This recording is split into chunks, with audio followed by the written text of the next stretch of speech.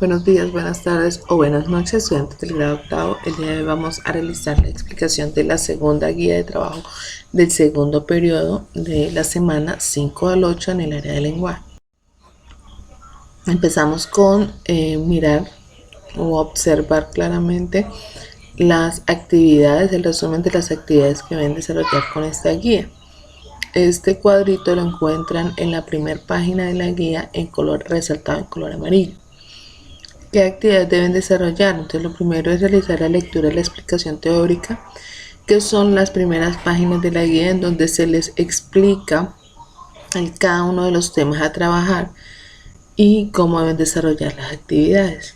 Luego están las actividades semana por semana, recordando que como son 4 semanas de trabajo, que son 4 actividades, una actividad por semana, y cada actividad corresponde a un tema diferente. Por último está el trabajo transversal, que es el trabajo que se tiene en cuenta para las asignaturas de plan lector, ética y religión.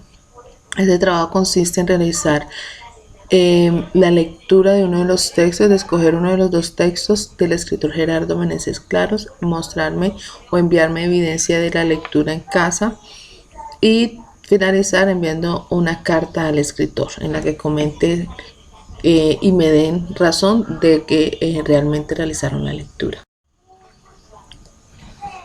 Bueno, vamos a empezar ahora sí con la descripción o la explicación de cada uno de los temas para trabajar el tema de coherencia y cohesión, que pues están relacionados entre sí. La coherencia es uno de los mecanismos de la cohesión, pero primero debemos tener claro qué es un texto. Ustedes me pueden decir que el texto es el conjunto de oraciones, de frases, de enunciados, de párrafos que conforman un texto. Bueno, pues y no es mentira, realmente eso sí están en lo cierto. Pero para que un texto sea considerado como tal, pues todas las oraciones, todas estas frases e ideas deben estar relacionadas entre sí, es decir, deben seguir un tema de forma organizada y con un propósito, una finalidad, una intención. Todo esto pues le da sentido al texto para que sea comprendido por un lector u oyente. También hay que tener en cuenta que el texto pues debe ser coherente y debe estar completamente cohesionado para que sea considerado como tal un texto, un buen texto. El primer tema a trabajar es la cohesión. La cohesión hace referencia a todos esos mecanismos lingüísticos que permiten la conexión lógica entre las distintas partes que lo conforman.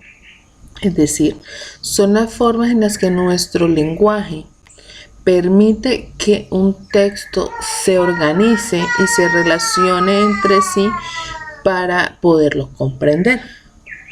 Hay 4 mecanismos principales, hay otros, pero vamos a trabajar por ahora estos 4. El primero de ellos son los conectores. Los conectores son una clase de palabras, así como el verbo, el sustantivo. Hay unos que se llaman conectores, conjunciones, que nos permiten organizar un relato para poder relacionar, por eso se llaman conectores. Conectan palabras, conectan oraciones, conectan ideas o incluso entre párrafos.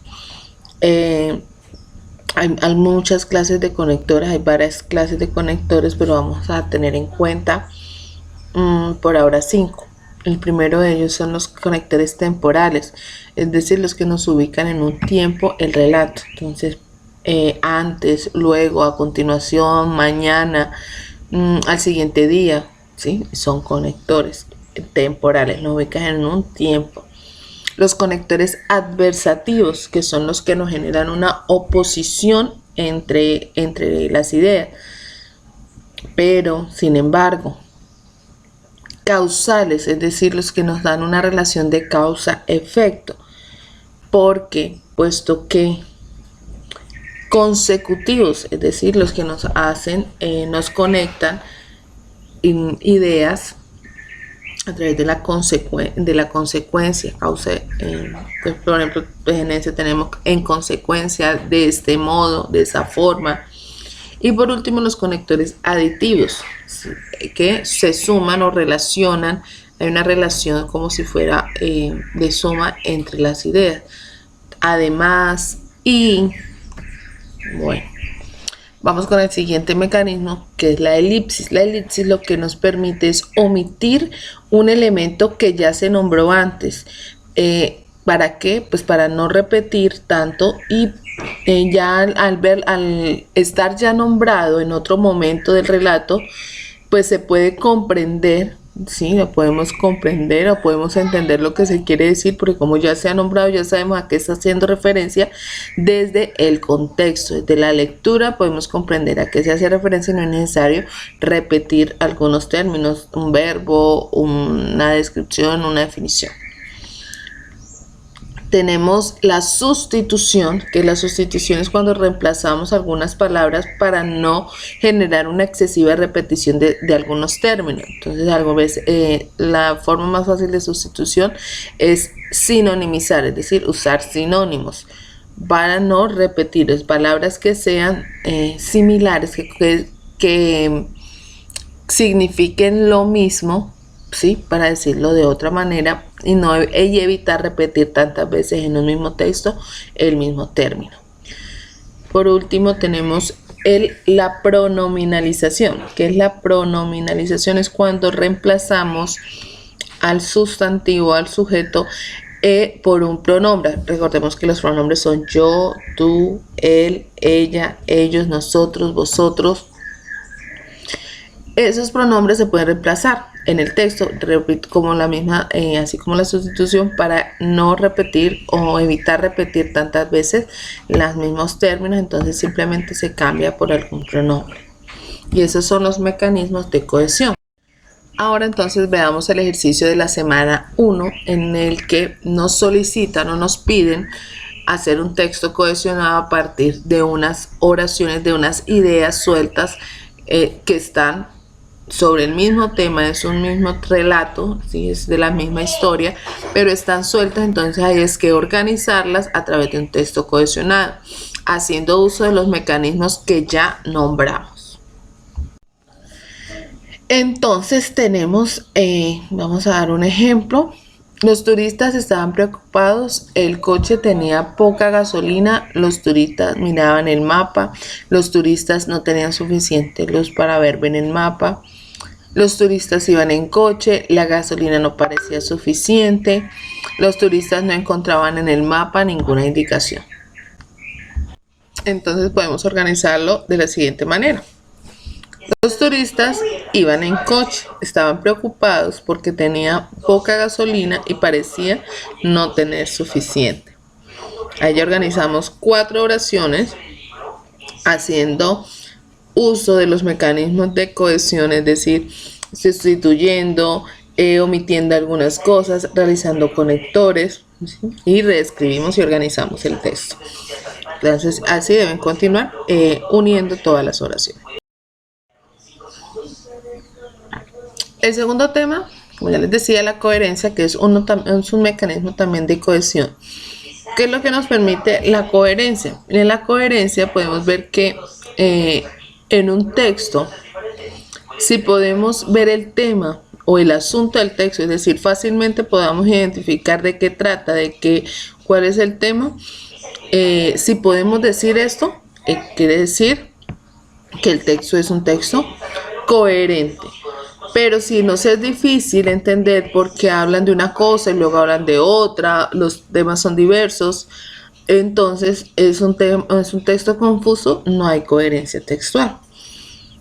La coherencia es lo que le da sentido y significado global a un texto, nos permite entender el significado general de un texto. Para que haya coherencia necesitamos cumplir como mínimo con 3 cosas: la relación de temporalidad, es decir, que esté organizado de acuerdo a un momento, el antes, durante, después, que haya una relación completa de esto, que haya una relación de causa-efecto, ¿sí? Recuerden que la causa es algo que sucede, por qué sucede, cómo sucede y qué consecuencias trae.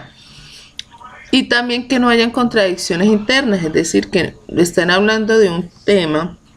Por ejemplo, están hablando del paro nacional y después siguen hablando de cosas que no tengan nada que ver. Por ejemplo, después hablan del COVID, o sea, no hay relación, no hay una relación de coherencia. Entonces, esas contradicciones internas permiten que no haya coherencia. El ejercicio de la siguiente semana nos muestra unas oraciones que no tienen coherencia, unas frases allí que no tienen coherencia. Hay que leerlas, buscarle sentido pertinente y reescribirlas, volverlas a escribir. En la primera frase, en la primer conjunto dice: después de llegar al campus me fui a mi habitación y deshice el equipaje. Nunca he sabido por qué mis padres se compraron aquel coche.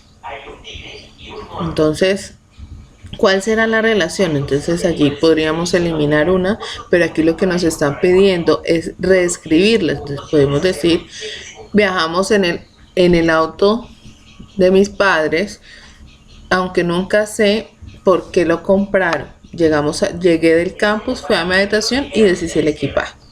¿Listo? Luego dice: los niños se alegraron al abrir los regalos que estaban junto al árbol de Navidad. Las clases estaban acabando y ya tenía ganas de que llegaran las Navidades. Lo que hay que hacer en es poner la primera oración, o sea, cambiar el orden de las oraciones y unirlas, eliminar algunas cosas para poder unirlas. Hay varias ideas que se defienden en el libro. La obra es una crítica feroz contra la globalización. Nos está hablando de un libro y allí en la siguiente oración habla de una obra. Entonces es organizarla también. ¿Listo? La obra para mí pues será bueno primero poner la primera oración. La obra es una crítica feroz contra la globalización. Hay varias ideas que se defienden en el libro. ¿Listo? El tercer tema a trabajar son los signos de puntuación. Es un tema de repaso, pues recordemos que desde primaria estamos trabajando los signos de puntuación, entonces simplemente hacer un repaso y recordarles la importancia de los signos de puntuación. Los signos de puntuación nos sirven también en los textos para darle un sentido, para evitar que cada uno comprenda lo que quiere comprender o lo que puede comprender. Eso permite el uso y el conocimiento de las pausas y de para qué sirve cada signo de puntuación. Hace que nosotros podamos eliminar esas ambigüedades textuales. ¿Qué son las ambigüedades? Que cada uno comprenda de alguna forma distinta el texto.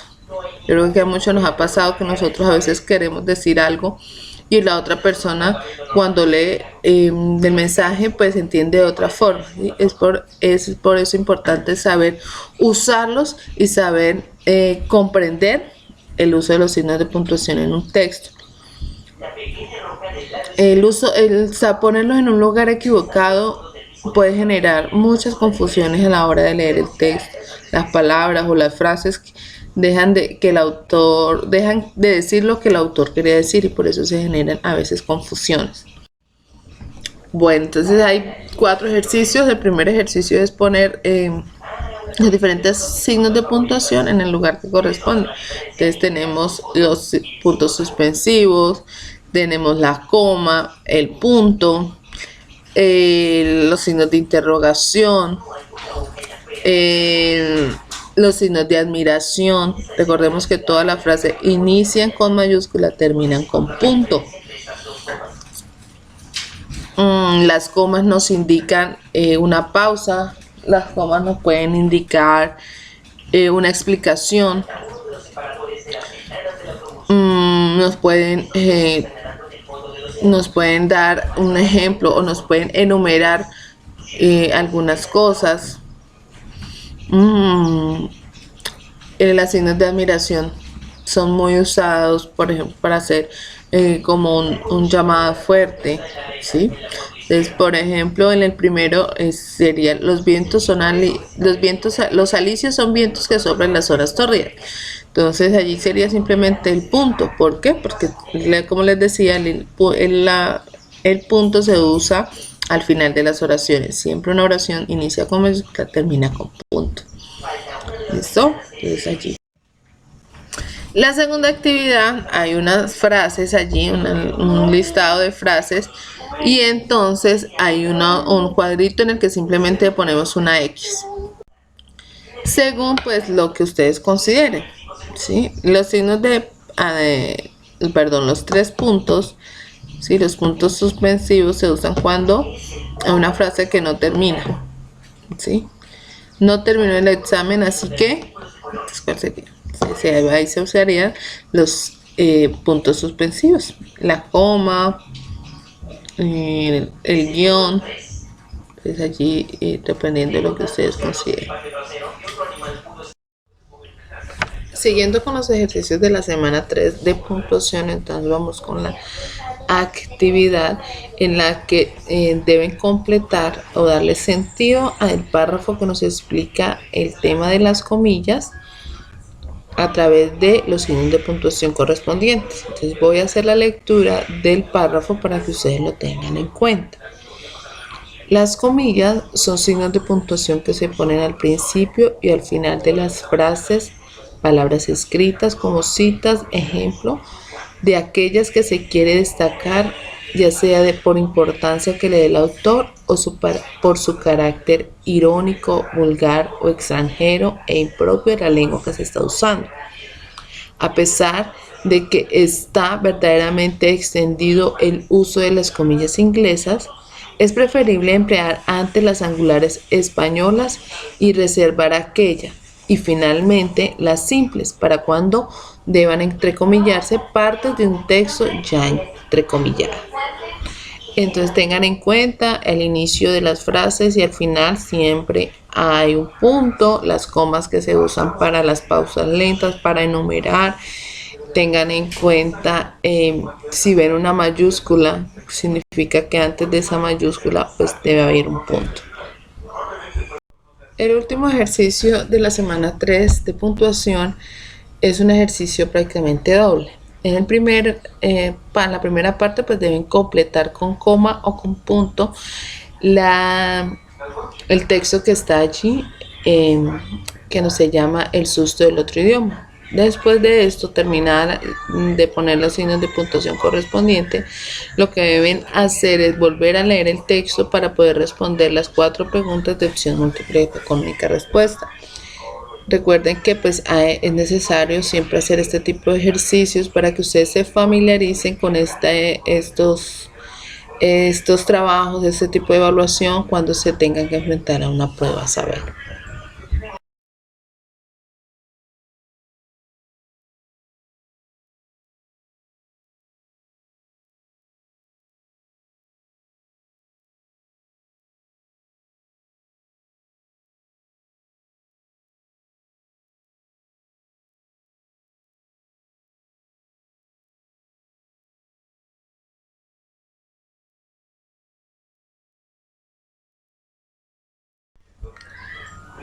El último tema a trabajar es el texto conceptual. Existen diferentes tipos de texto, entre ellos pues el argumentativo, que lo que pretende es mostrar una opinión de forma justificada o argumentada. Tenemos los textos procedimentales, los que nos dicen cómo realizar alguna cosa. Y por último tenemos los textos conceptuales que nos responde al qué, al cómo de alguna cosa. El texto conceptual, por lo tanto, es el más empleado en el ámbito escolar, en el ámbito en el que nosotros nos desarrollamos, porque ellos responden prácticamente, o su intención más importante es producir o transmitir conocimiento sistemático, es decir, explicar, describir un concepto, un tema. Pues en el ámbito escolar pues es lo que nosotros más trabajamos, el aprendizaje de conceptos o el conocimiento de algunas temáticas. Entonces ese es el tema, ese es prácticamente el texto conceptual. ¿Qué características tiene? Pues que está definida dentro de un área del conocimiento, que trabaja un tema, que muchas veces hay unos subtemas para poder desarrollarlo en él.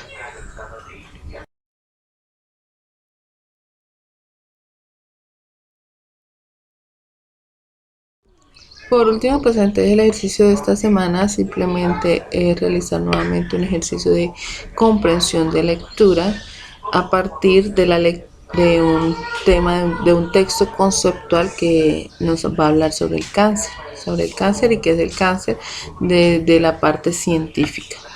Entonces es un texto científico, o sea, del área del conocimiento científico. Sin embargo, pues vamos a aprender algunos conceptos y vamos a comprender qué es el cáncer y cómo se da el cáncer. Y con eso pues terminamos la guía de trabajo. Recuerden que estoy atenta a cualquier inquietud que tengan sobre la guía a trabajar en este tiempo.